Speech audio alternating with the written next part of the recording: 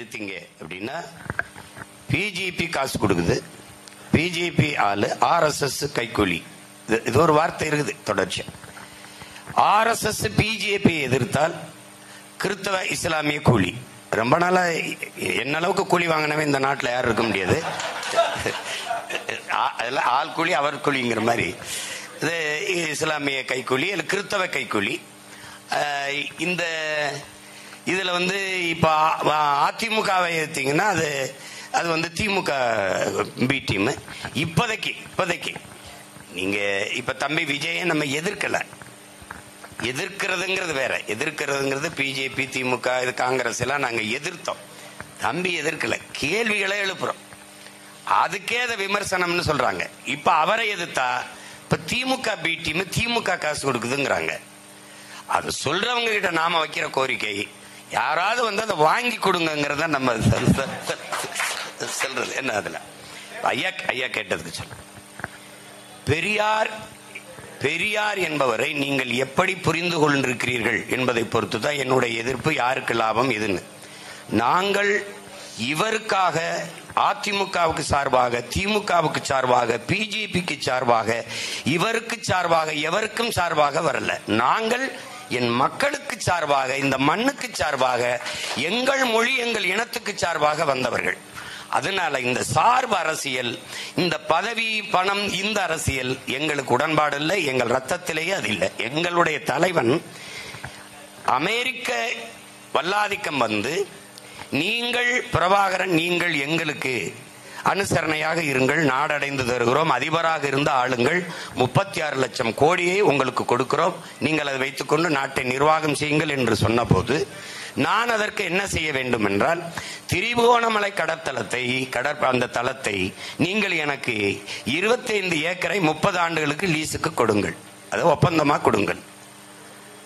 அவர்கள் போய்விட்டார்கள். இதே தேவையை, இதே டிமாண்ட், இதே ஆஃபர் அதை கொண்டாந்து சீனா வைக்குது. அப்ப சீனா வைக்கும் போது அதுக்கு நான் என்ன செய்யணும்? இதே தான். இதை தளபதிகளிடையே கூட்டு பேசும்போது சிலர் சீனா தயவிலே பெற்றுக்கொள்ளலாம், அருகிலே இருக்கிறது என்று. சிலர் சீனா அருகில் இருக்க அடிக்கடி மூக்க நீட்டும், அமெரிக்க தயவிலே பெற்றுக்கொள்ளலாம் என்று.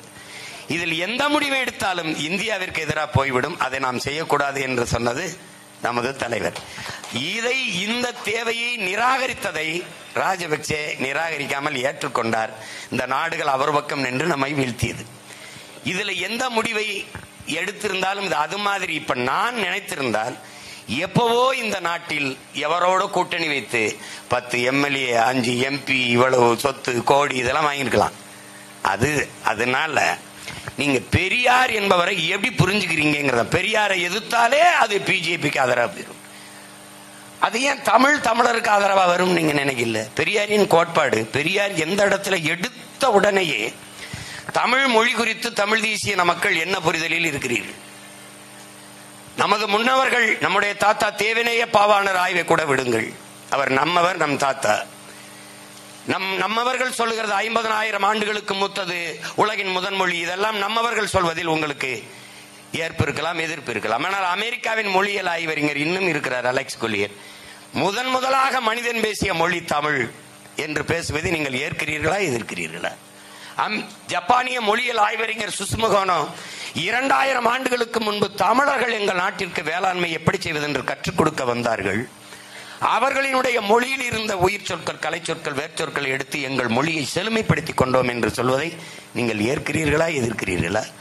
உலக மொழிகளின் தாய் தமிழ் என்று சொல்வதை, உலக அறிஞர்கள் சொல்வதை, உலகத்தில் சீராசை, சந்தம், யாப்பு, தொடை, இப்படி நன்கு கட்டமைக்கப்பட்ட உலக மொழி தமிழ் என்று சொல்வதை நீங்கள் ஏற்கிறீர்களா, எதிர்க்கிறீர்களா?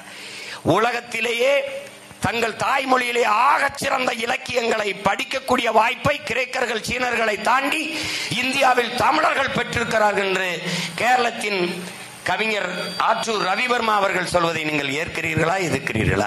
அதே கவிஞன் சொல்கிறார், அந்த தமிழ் மொழி என் தாய்மொழி, மலையாளத்தின் தாய்மொழி என்பதில் எனக்கு பெருமை என்று பதிவு செய்ததை நீங்கள் ஏற்கிறீர்களா, எதிர்க்கிறீர்களா?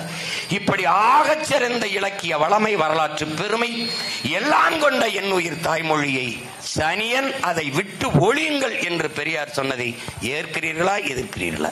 உன் தமிழில் என்ன இருக்கிறது என்று கேட்டதை ஏற்கிறீர்களா எதிர்க்கிறீர்களா?